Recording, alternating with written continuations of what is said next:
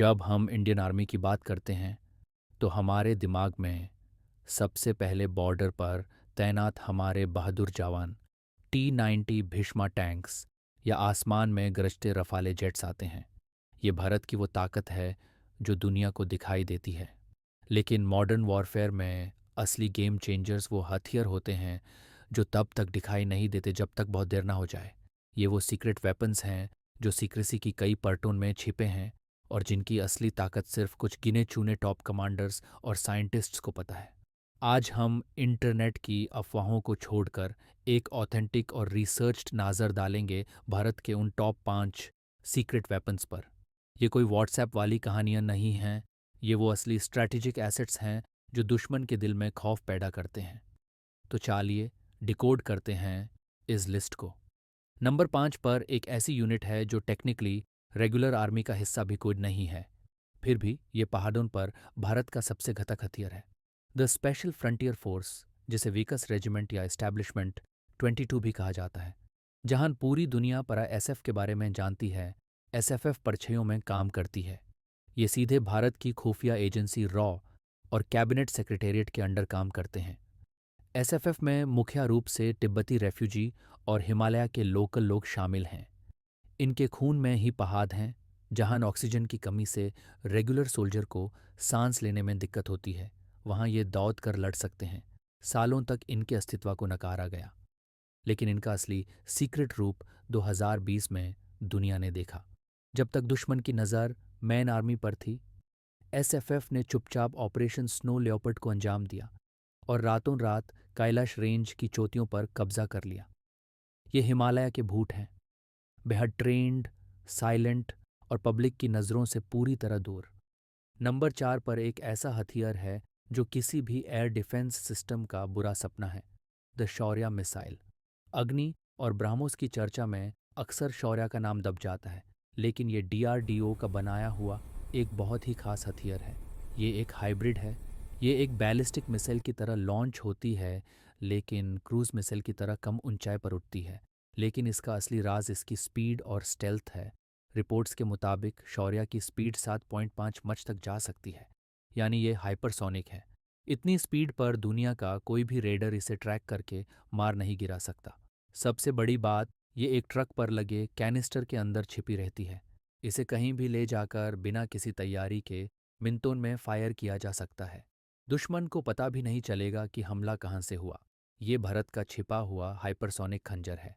आज की जुंग ज़मीन पर कम और स्पेस में ज़्यादा लाड़ी जाती है। जीपीएस के लिए, जासूसी के लिए, कम्युनिकेशन के लिए। अगर आपने स्पेस को कंट्रोल कर लिया तो दुश्मन की फौज आधी वहीं हार जाएगी। यही हमें लाता है नंबर 3 पर, मिशन शक्ति। 2019 में भारत ने मिशन शक्ति को अंजाम दिया और लो अर्थ ऑर्बिट में अपनी ही एक सैटेलाइट को मिसाइल से मार गिराया। हालांकि टेस्ट पब्लिक था, लेकिन इसकी ऑपरेशनल कैपेबिलिटी एक गहरा राज है। दुनिया में सिर्फ 3 और देश, अमेरिका, रशिया और चाइना के पास ये टेक्निक है। सीक्रेट ये है कि भारत इस हथियार को कितनी तेज़ी से डिप्लॉय कर सकता है। एक ऑपरेशनल एंटी सैटेलाइट हथियार होने का मतलब है कि अगर कल को बड़ा युद्ध होता है तो भारत के पास दुश्मन की जासूसी सैटेलाइट्स को अंधा करने की ताकत है। ये एक ऐसा डार है जो जियोपॉलिटिक्स की पूरी बाजी पलट देता है। ये दुनिया को बताता है कि स्पेस अब आपके लिए सेफ नहीं रहा। यूक्रेन और आर्मीनिया की जंग में हमने देखा कि कैसे ड्रोन्स ने युद्ध का तरीका बदल दिया है। नंबर 2 पर है भारत की लॉइटरिंग म्यूनिशंस और एआई स्वॉर्म्स की नई और साइलेंट दुनिया। हम सिर्फ ड्रोन खरीदने की बात नहीं कर रहे, हम बात कर रहे हैं नगास्ट्रा एक जैसे स्वदेशी सिस्टम्स की। एक लॉइटरिंग म्यूनिशन, जिसे कमिकाजे ड्रोन भी कहते हैं, सीधे टारगेट पर नहीं जाता। ये हवा में उड़ता रहता है, चुपचाप इंतज़ार करता है, अपने सेंसर से टारगेट ढूंढता है, जैसे कोई छिपा हुआ रेडर या टैंक, और फिर उस पर जाकर फट जाता है। इसका सीक्रेट हिस्सा है आर्टिफिशियल इंटेलिजेंस और स्वार्म टेक्नोलॉजी। 45 या 100 ड्रोन एक साथ उड़ें, आपस में बात करें और बिना किसी इंसान की मदद के खुद टारगेट ढूंढकर दुश्मन के डिफेंस को तबाह कर दी। ये फ्यूचर का सबसे खतरनाक हथियार है। भारत के एआई एल्गोरिदम्स कितने एडवांस हो चुके हैं, ये एक हाईली क्लासिफाइड राज है। और अब नंबर 1, भारत के डिफेंस आर्किटेक्चर का सबसे बड़ा और सबसे ज़रूरी सीक्रेट वेपन, वो हथियार जो हमारी सुरक्षा की गारंटी है। K4 submarine launched ballistic missile जो तैनात है INS अरिहंत क्लास की न्यूक्लियर सबमरीन पर। भारत की पॉलिसी नो फर्स्ट यूज़ की है। इसका मतलब है कि अगर हम पर न्यूक्लियर हमला हुआ तो हमें बचकर पलटवार करना होगा। ज़मीन पर मौजूद मिसाइल्स को सैटेलाइट देख सकती है, एयरबेस पर बॉम्ब गिर सकते हैं, लेकिन एक न्यूक्लियर सबमरीन जो हिंद महासागर की गहराइयों में महीनों तक छिपी हो, उसे ढूंढना नामुमकिन है। K4 मिसाइल जिसकी रेंज 3,500 किलोमीटर से ज़्यादा बताई जाती है, इन सबमरीन्स को पानी के नीचे से ही दुश्मन के इलाके में हमला करने की ताकत देती है।